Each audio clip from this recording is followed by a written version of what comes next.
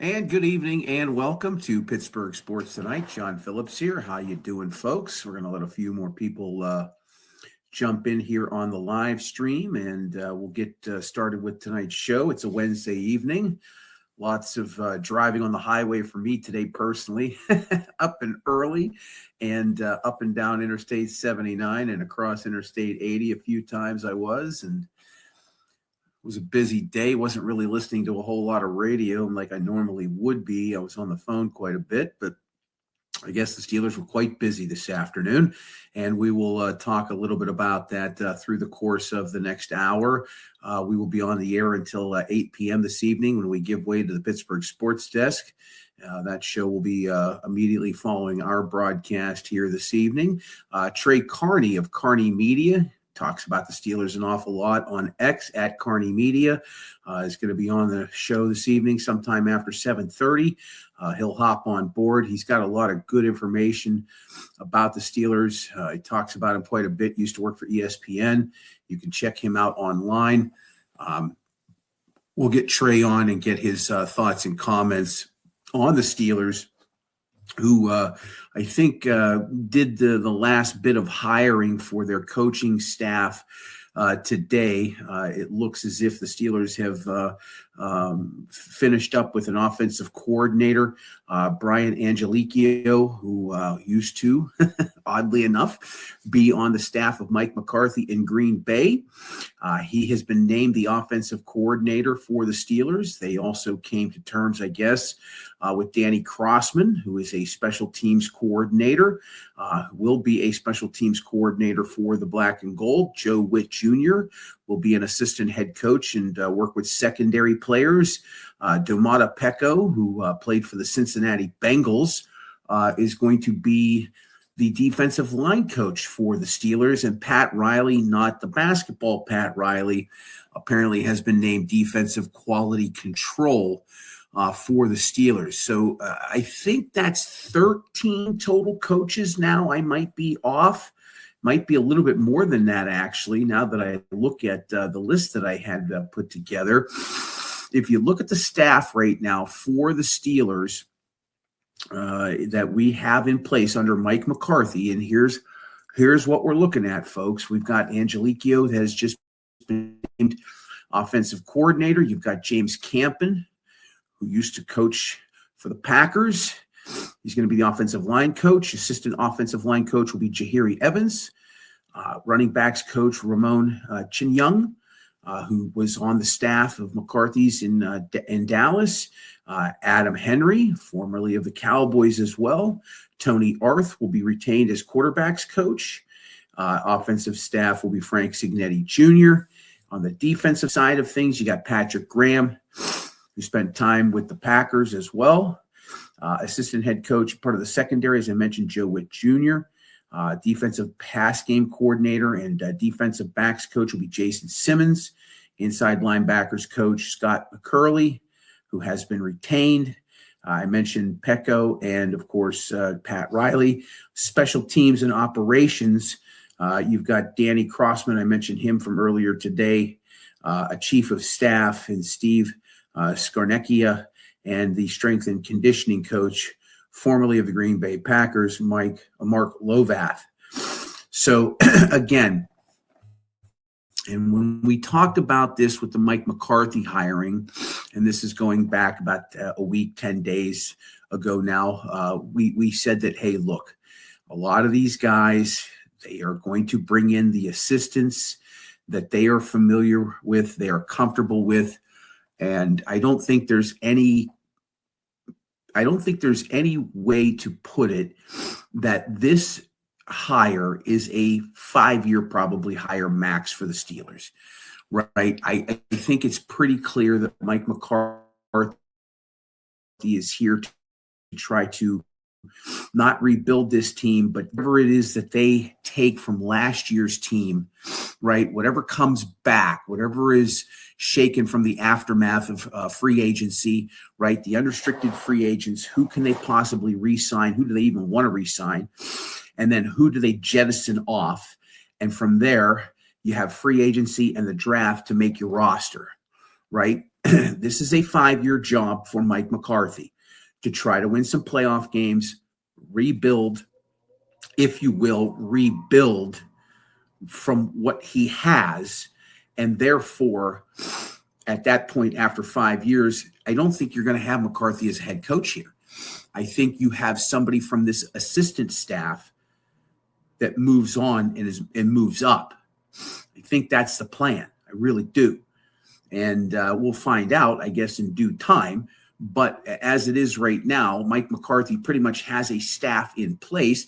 Kind of curious as to how you feel about all of this. I mean, we are now about 2 weeks in to the Mike McCarthy era here in Pittsburgh, or at least a week and a half in. I guess it was it's been 2 weeks, almost 2 weeks since the hire, and then I guess a little bit more than a week or so since the actual press conference where Mike came in and everybody was kind of in a better mood initially, right? From the actual announcement, there was a lot of anger when it was actually announced that he was going to be the head coach.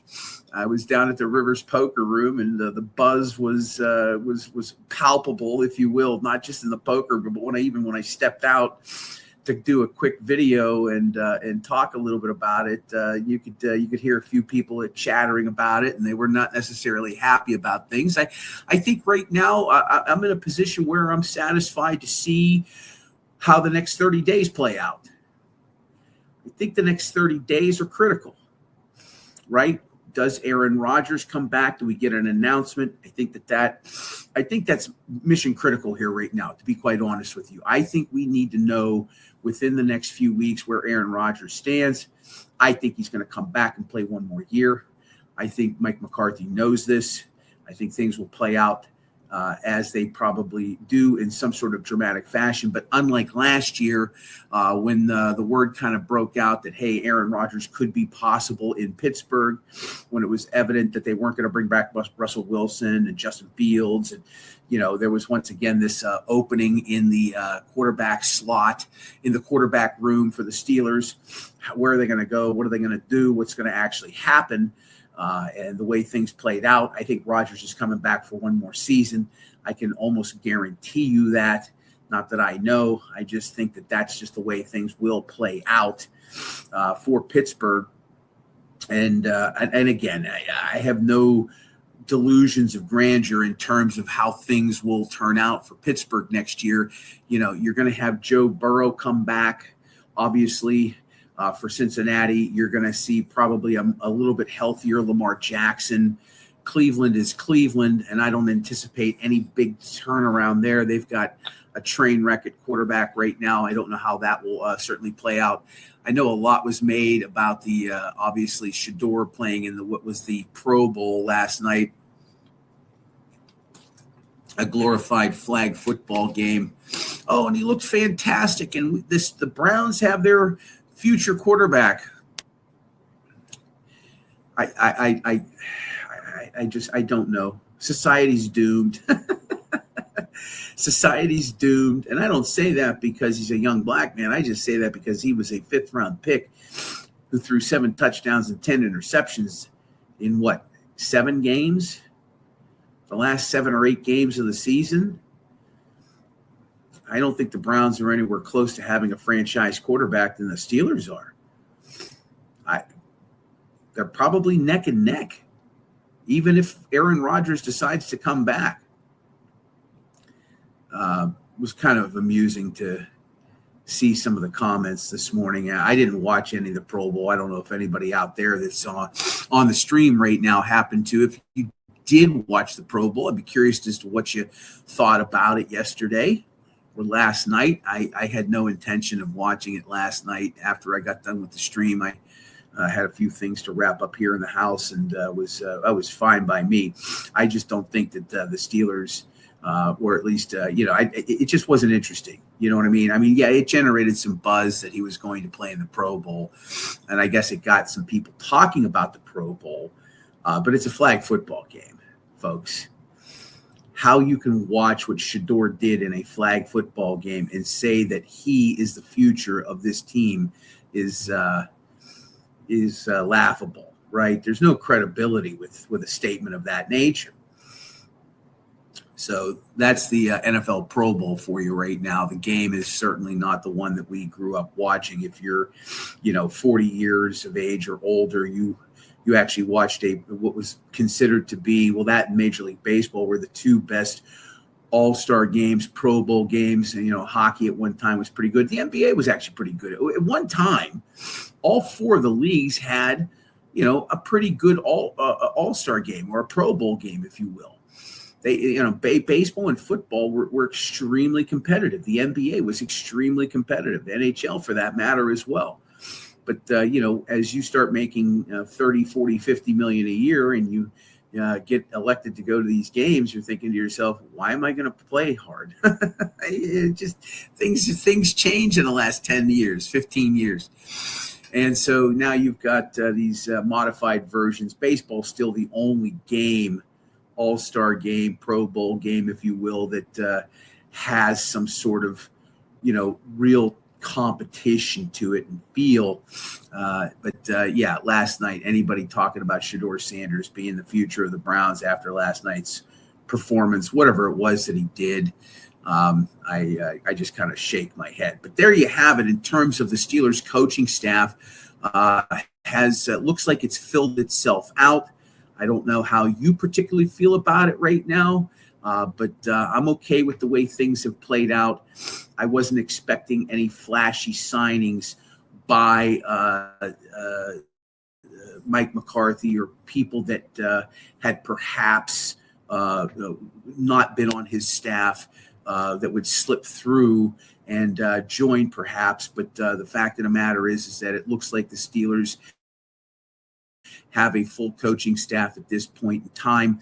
And as I had mentioned, once Mike Tomlin had stepped down, it was going to be critical that whoever came in here beefed up the staff in general. And I think we're starting to see that now. When you're talking about a guy who was making upwards of $20 million, $25 million a year, Mike McCarthy's not commanding that kind of salary. So I think it was fair to say that if Mike was coming in here, he was going to want to beef up the staff, right? Passing game coordinators, running game coordinators, this coordinator, that coordinator. We're starting to see coaches with titles that we hadn't seen before. Now, they may have additional duties, but the staff is going to be larger under McCarthy. I'll be curious to see if they have any kind of analytics that are analytics-based coaches on the staff, right? Or just an analytics team. You've got to drag this franchise into the modern era of where these staffs are at, the types of coaches that they have, and what they're actually planning for, right? I'm not a big analytics guy. That doesn't mean that I don't understand the place of it in the world of sports today, right? Look, there are some of these things that analytics guys do. Like one of my big pet peeves is if you're down by 15 points and you score a touchdown, you got to go for two right away. It's the most insane thing I've ever heard of in my entire life. The Black Friday game is a case in point. When Chicago had a 15-point lead on Philadelphia at home at Philadelphia, the Eagles scored a touchdown with just over a couple minutes to go, and they went for two. It was absurd. And they missed. And it forced them to have two possessions that late in the game. I couldn't understand it. But the analytics tell you that if you're down by 15 and you score a touchdown, you're supposed to go for two. Doesn't make any sense to me. It makes no sense, and especially in that scenario when there's only just a few minutes left in a game, and I can't remember where they were at in terms of timeouts. I don't think they had many. You don't do that to yourself. There has to be a point where even a coach has to look at some things and be able to differentiate from what a stat sheet is telling you or a computer's telling you versus where you're at in an actual football game in terms of time, right? If it's third quarter, fourth quarter, how late in the game, how many timeouts you have. And I know that Nick Sirianni took a beating over that, and rightfully so, I believe. Right? I understand where analytics can play a role in a positive way. That was a scenario where it didn't. But I think that's more coaching error than anything else, right? A coach, when they have these numbers in front of them, they have to be able to look at those and make tough decisions in a fairly short time frame, right? And that's where some coaches take a beating, right? Because and look, Mike Tomlin took a beating in certain scenarios of this nature. In game, Mike wasn't great in terms of decision making. He was not good. And that's not to kick a man while he's down or out the door, but that's just the fact of the facts of the facts, right? He was not very good at making decisions on coaching challenges. He was not very good at making decisions on when to use a timeout versus when not to use a timeout. These things pile up over time. So an analytics team, you will live and die by it. But ultimately, when you're in the field of play, when you're in a game scenario where things are heightened and you have to make critical decisions in moments, being able to look at something of that nature and say, this is probably not in our best interest. Let's kick the extra point.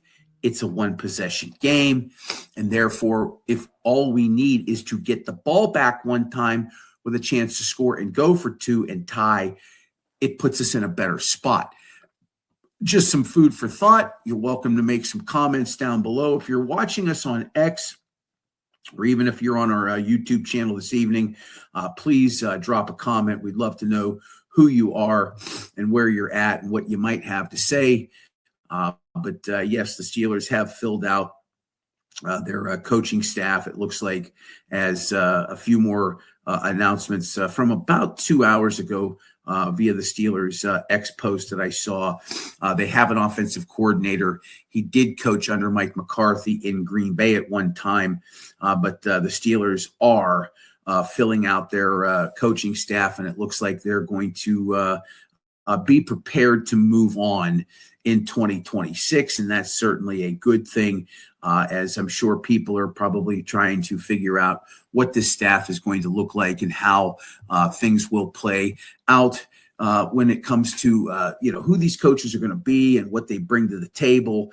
Look, a complete reset of the coaching staff, the vast majority of the coaching staff, is a good thing. They have done exactly what they needed to in terms of McCarthy coming in. And again, the majority of these guys have connections to him. A new vision, right? A new vision of people that will take whatever is here and try to turn what they have into a better product than what we saw. And was it a bad product last year? It wasn't a great product. It was a very average product. That's why you got 10-7, and you needed a rookie kicker to miss an extra a field goal attempt to get you into the postseason, where you promptly lost by 24 points. They can be better. It's going to be up to McCarthy and this staff to get them to be better. 11 or 12 wins and a playoff victory would be significant progress. It would be significant progress. Even if they won 12 games and lost a nail-biter in the playoffs without a playoff win, it would be significant progress. I make no mistake about it. They get to the playoffs next year, want to see a victory for sure. I'd love to see 11 or 12 wins. I think Steeler fans would sign up for that in a heartbeat. That would be progress of some capacity. But a playoff win, if they get to the postseason and if they get a home playoff game, is mission critical. But to make sure that you have that confidence, your regular season record, right, where you're positioned in that top four, is going to tell you a lot about your chances of winning an actual playoff game, right? You're a 3 seed or a 2 seed. You've done a pretty good job, and you should be winning a home playoff game. You should be winning a home playoff game, right? And again, you look at what Buffalo did as a 7 seed, right? They went on the road and they beat the 2 seed Jacksonville, and then they went on the road again and lost a nail biter at Denver. I think it actually was a 3-6 matchup, if memory serves me correctly. I'd have to go back and look at that. Nonetheless, Buffalo was able to go on the road and be extremely competitive. If you're a 3 or a 2 seed, you should be winning a home playoff game, right? You should be winning a home playoff game. And that's really what it comes down to, right? 11 wins, 12 wins, a playoff win, major steps in the right direction. And I'm just telling you right now, that's what I expect out of Mike McCarthy.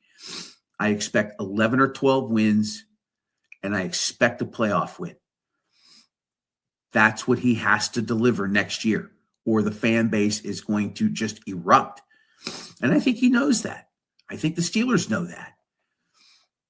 You're right. I think it's going to take 11 wins to win the division next year, especially if Lamar Jackson's healthy.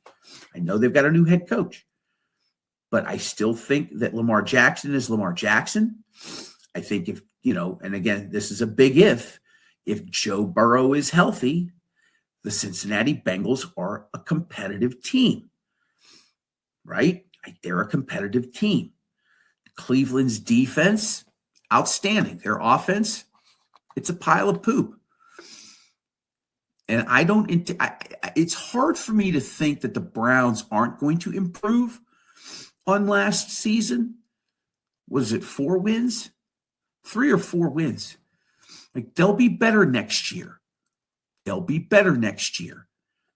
But by how much? 2 wins?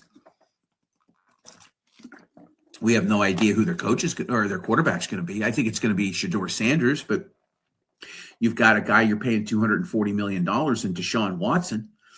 If Sanders comes out and he is the starter in the first couple of games and he doesn't look good, how do you not give the football to Deshaun Watson? How do you not put him under center? That whole franchise is a complete train wreck, however.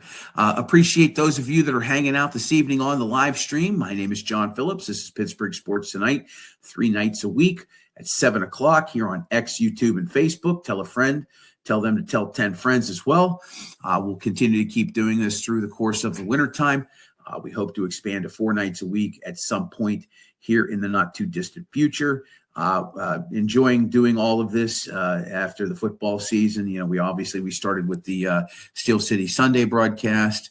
It is going to be a long winter, and obviously the Penguins are heading into a break. We'll see. They lost in Long Island last night. They lost to the Islanders in overtime. I believe it was a 5-4 final score. The night prior, not very good at home against Ottawa.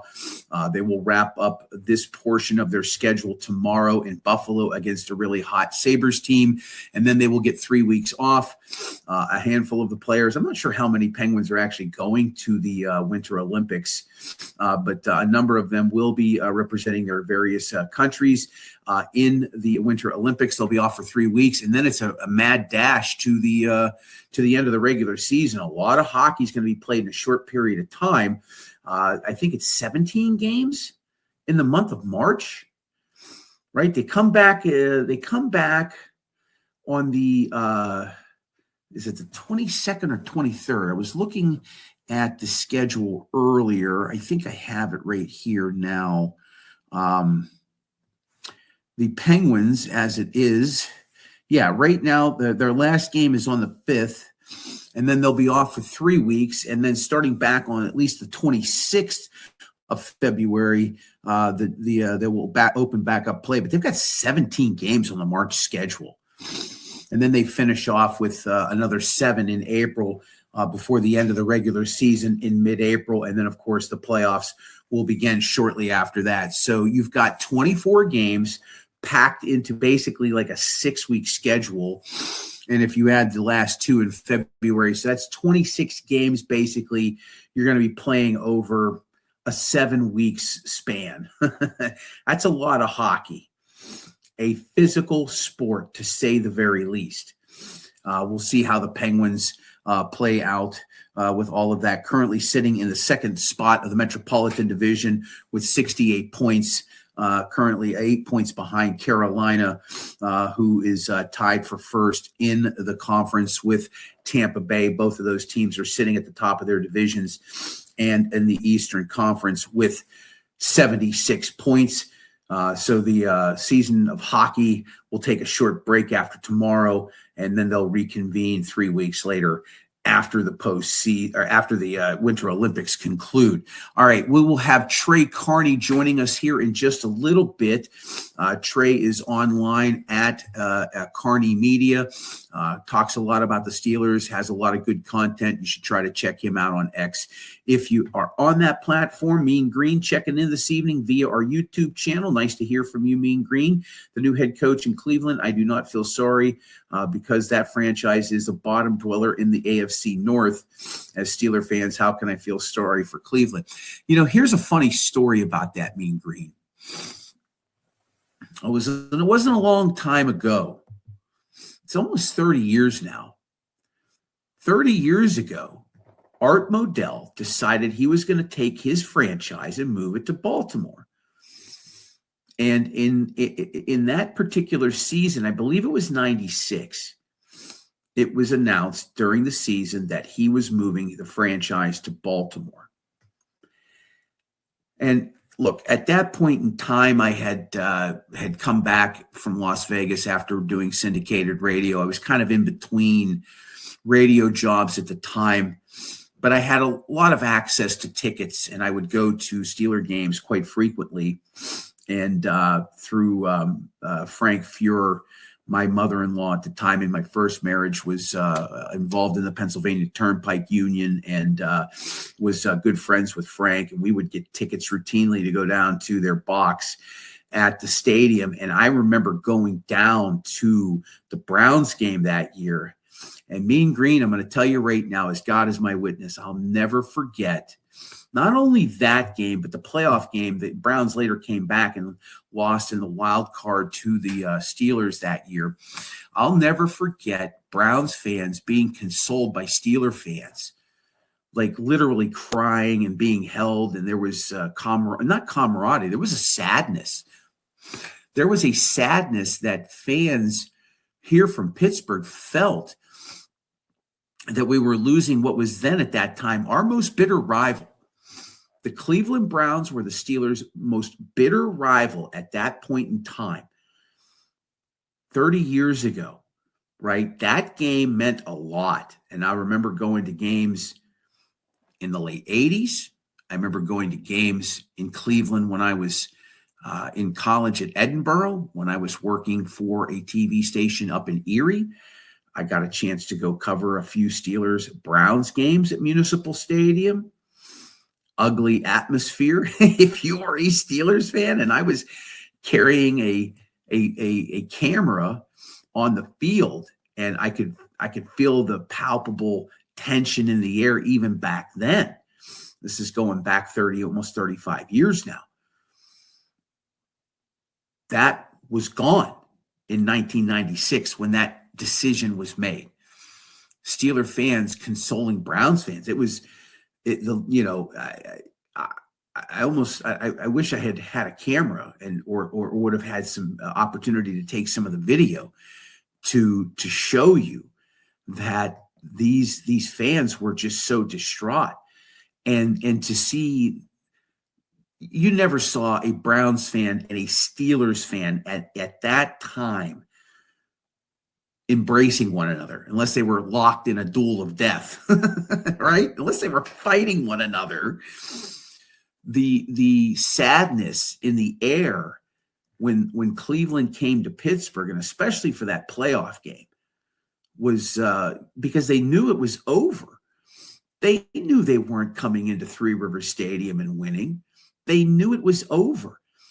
And they had to wait three or 4 years, right? They had to wait 3 or 4 years to play that game. It was trying to remember. Well, it might have been 5 years, actually.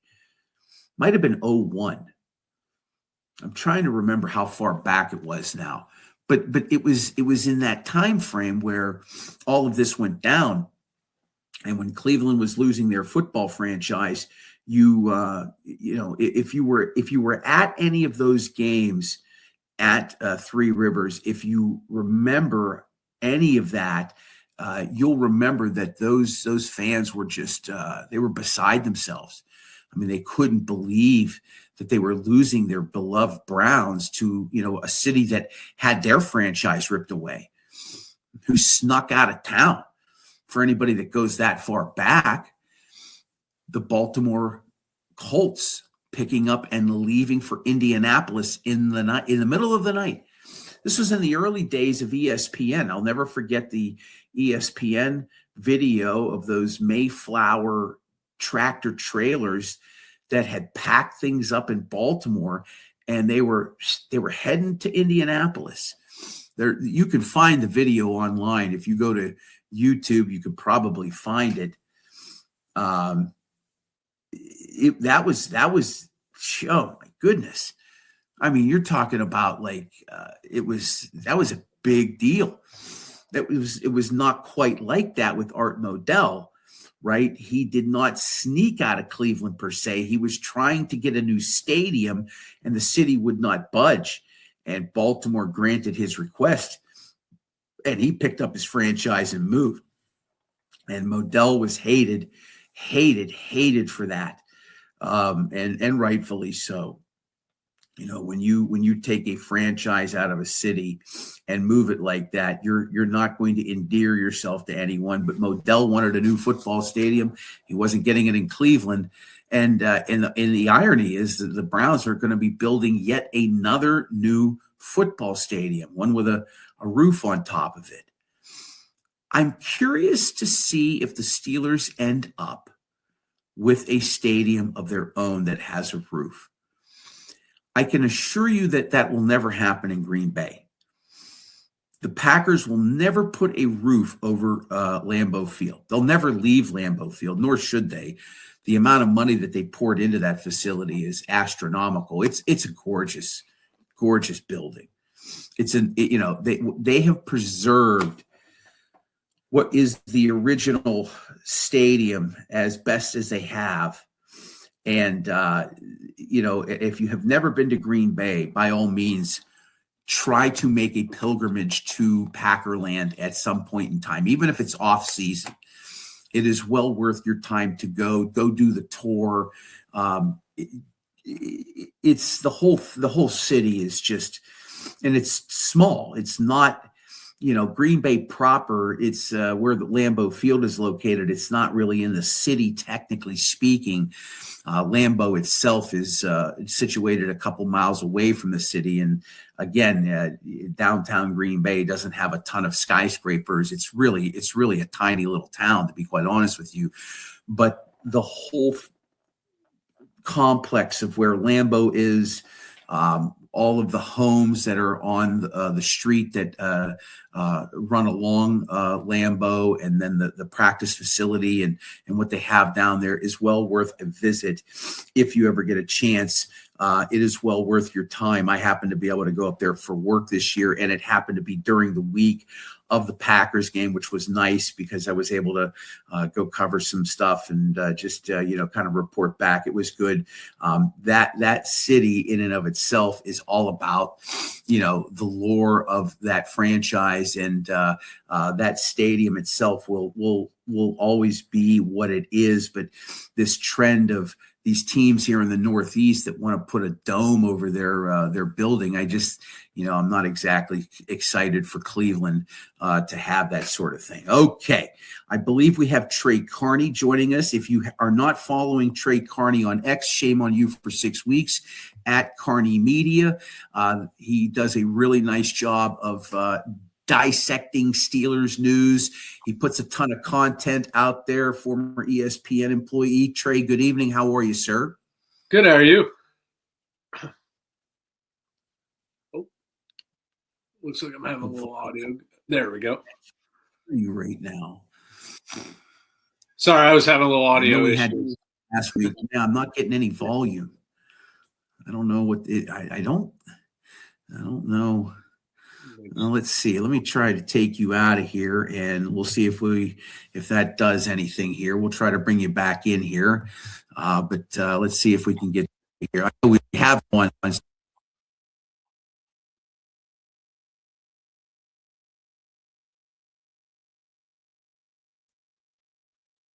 Yeah, I'm not picking up any audio on my end.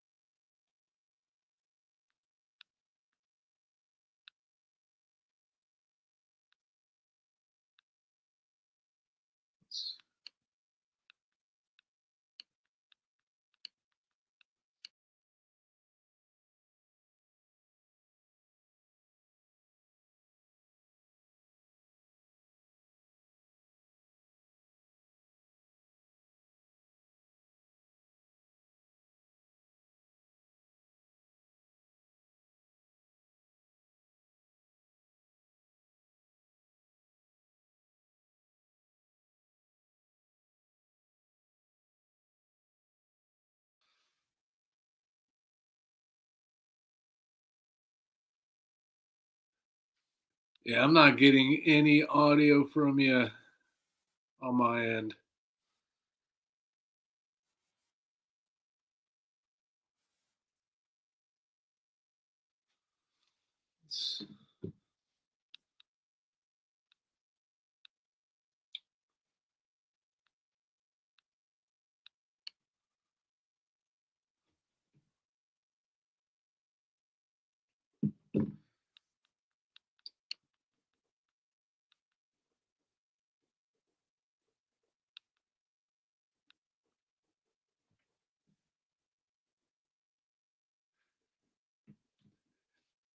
And I just opened up the stream. I don't think we can't hear you. Is your mic muted?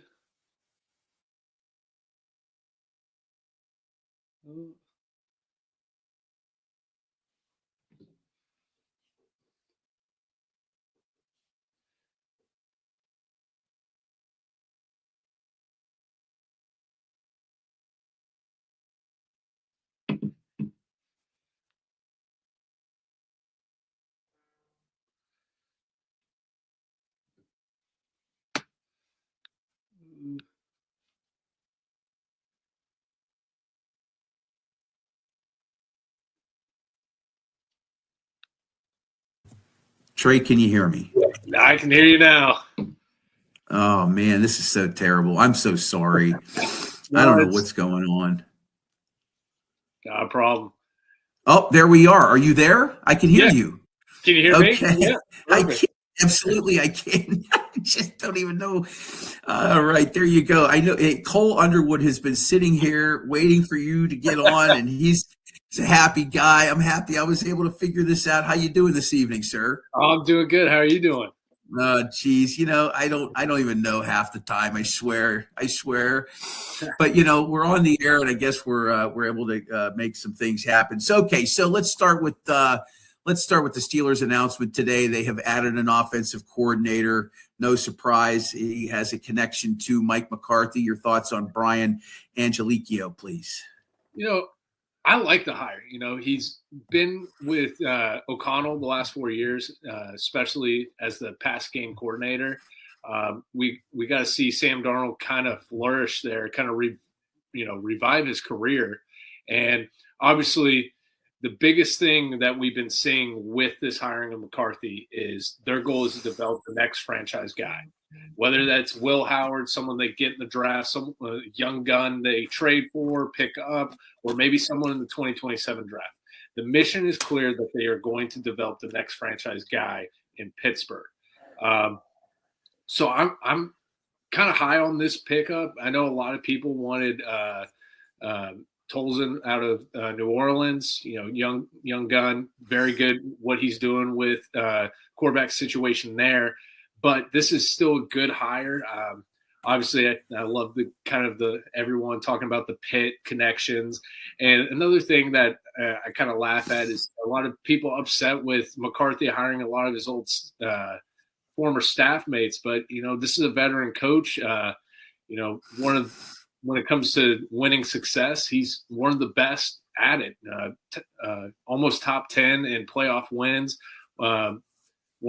Top 15, maybe even top 10 in regular season wins. So obviously he knows what he's doing. He knows the type of guys he wants. And if it's guys that he's worked with the past, it's worked. So why not keep going with it? I like your thought process in that. And I agree with you. I think, a coach that has a proven record like this is going to want to go with guys that he knows and is comfortable with. I think the Tolzien interview kind of disappointed some people, maybe, obviously. Who knows if they made him an offer? I don't know if they did.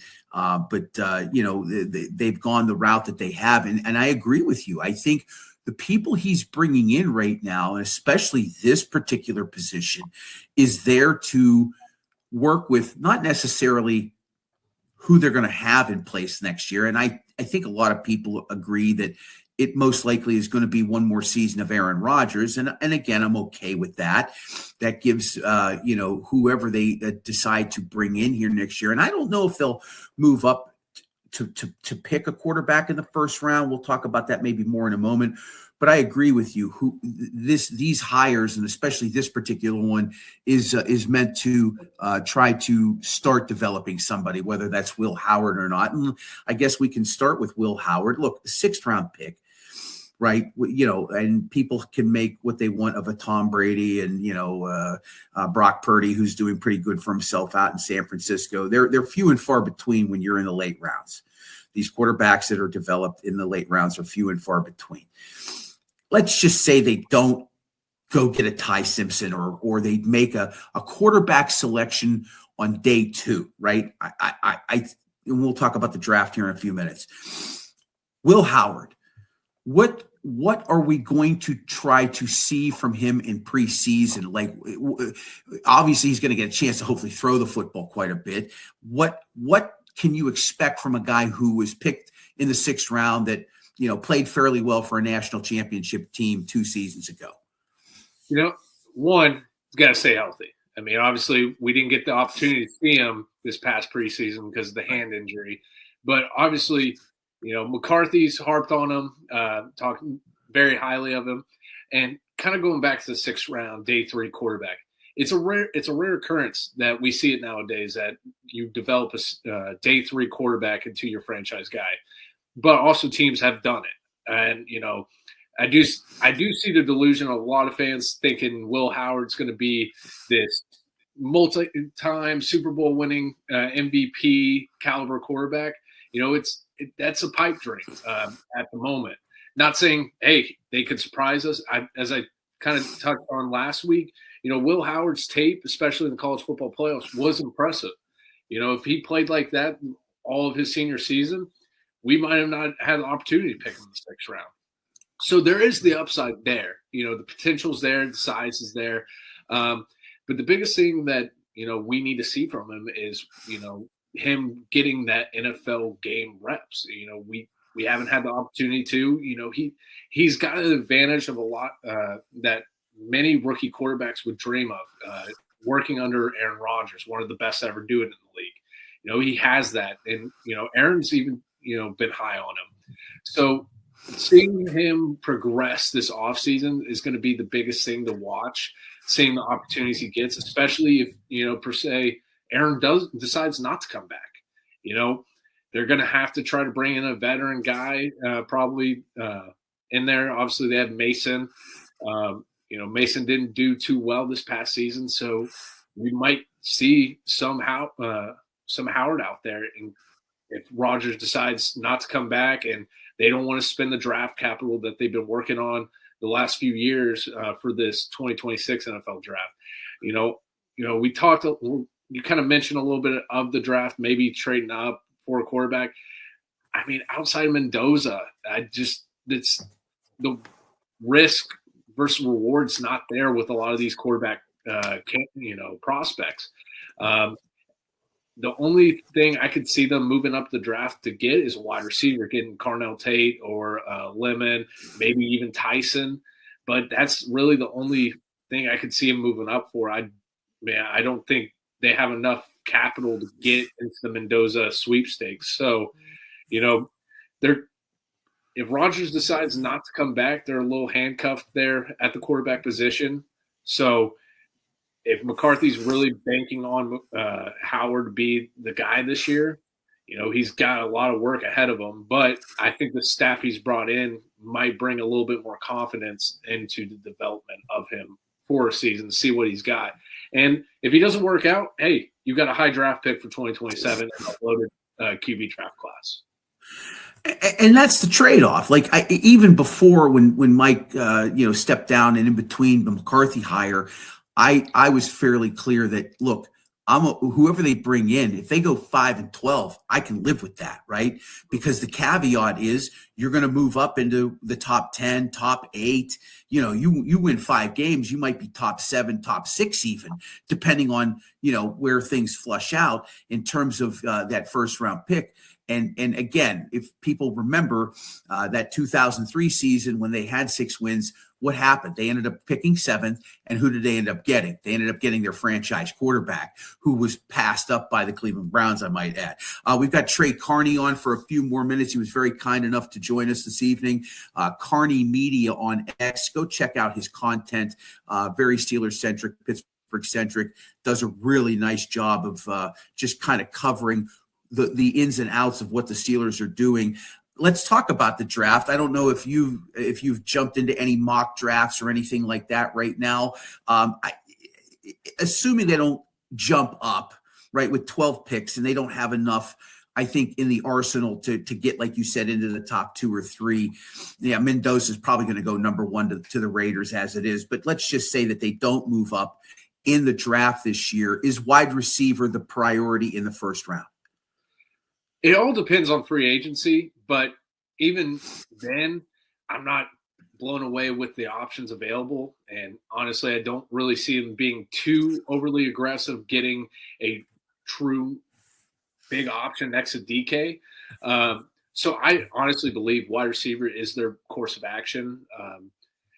I think there's really at that spot, it's going to be 2 options if they don't trade up: Boston out of Washington and KC out of A&M.